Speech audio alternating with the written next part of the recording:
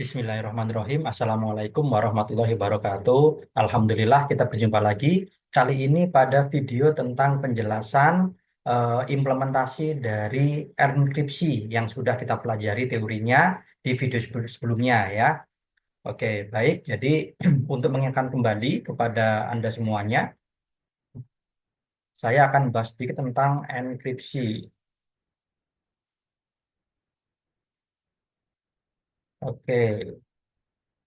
Nah, jadi sebelumnya seperti biasa saya harus sampaikan bahwa seluruh informasi yang ada di video ini ditujukan untuk proses pembelajaran dan tidak dibenarkan untuk digunakan di luar perkuliahan ini.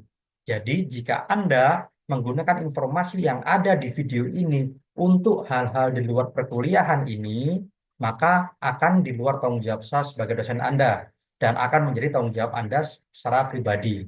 Baik, demikian ya.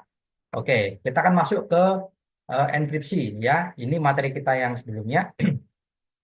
Enkripsi adalah proses untuk merubah plain text menjadi ciphertext. Masih ingat ya?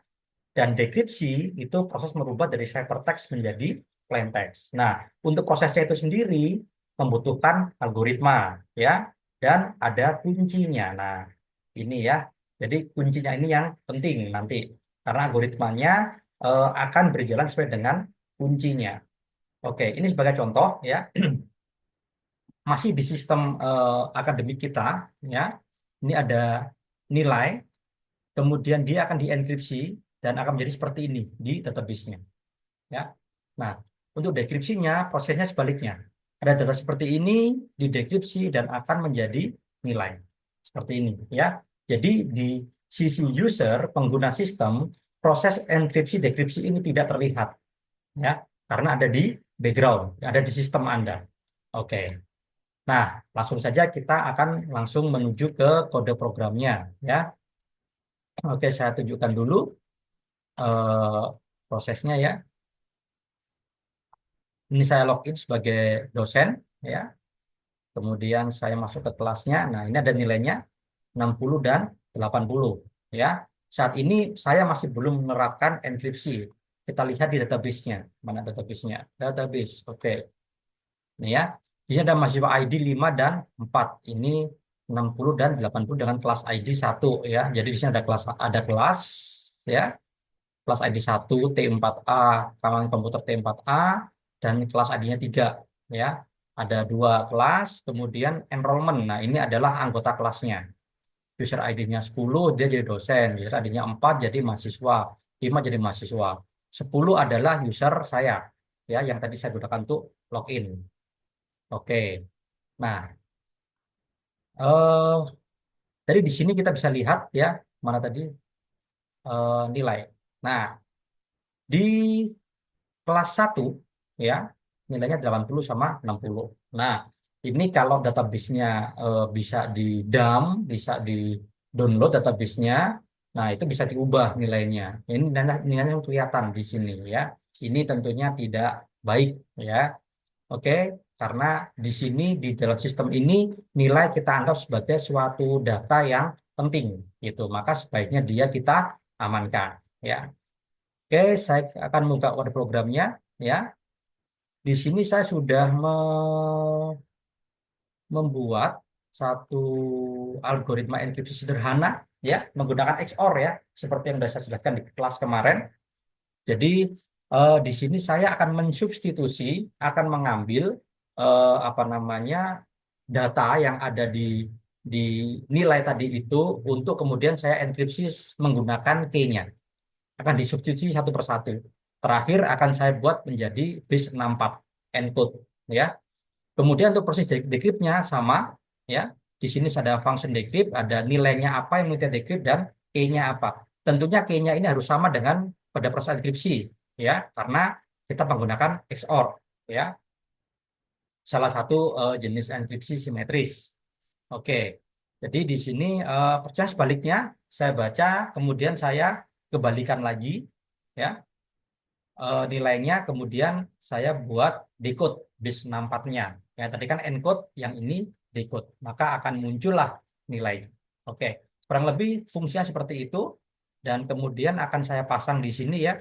di variabel nilai ENC itu adalah saya encrypt nilai dengan menggunakan mahasiswa ID.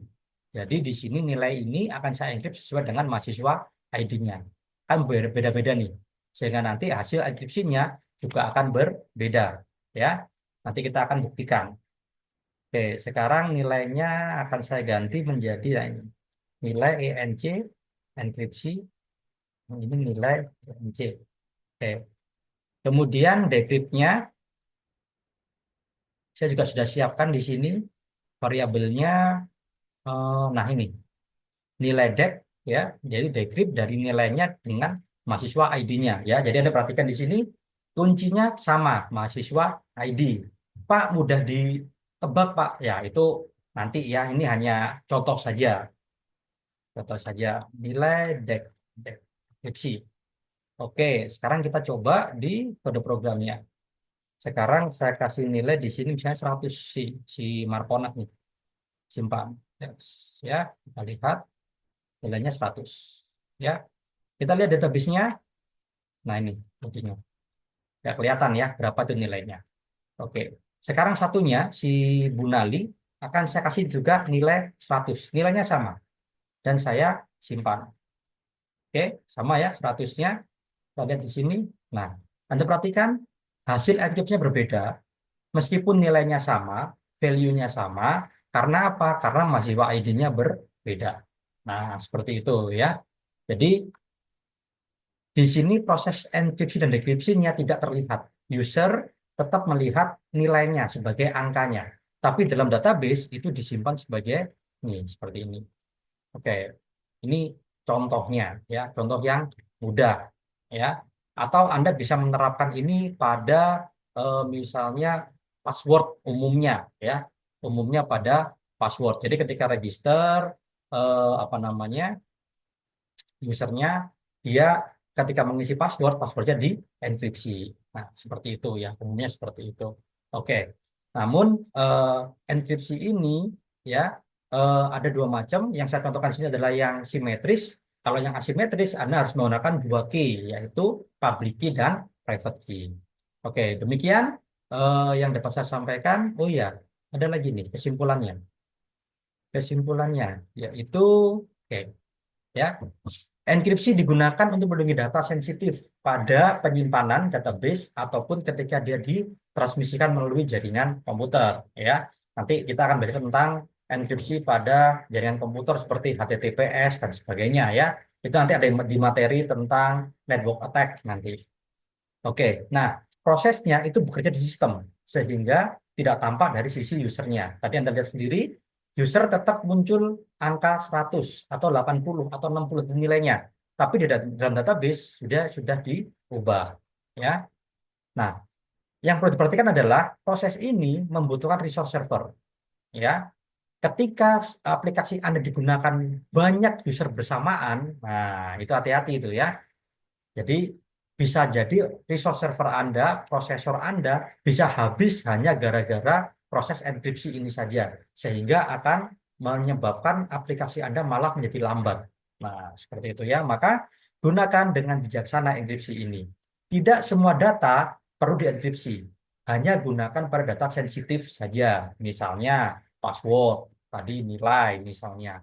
Atau misalnya tanggal lahir, Pak. Apakah sensitif? Nah, tergantung Anda. Tanggal lahir itu Anda perlakukan sebagai data sensitif atau data non-sensitif atau data biasa. Gitu. Kemudian alamat rumah. Ya, tergantung Anda mau di apa perlakukan sebagai sensitif atau sebagai data biasa. Nah, sekali lagi ada dampaknya ke resource server. Ketika server Anda, aplikasi Anda digunakan oleh ribuan user bersamaan seperti aplikasi Siakatnya ya di UB Siam seperti itu, ya itu hati-hati dalam menggunakan enkripsi atau dekripsinya. Karena bisa jadi resource server Anda akan habis hanya gara-gara untuk proses enkripsi dan dekripsi. Oke, demikian yang dapat saya sampaikan terkait proses enkripsi dan dekripsi. Semoga bermanfaat. Sampai jumpa lagi pada video selanjutnya. Terima kasih. Wassalamualaikum warahmatullahi wabarakatuh.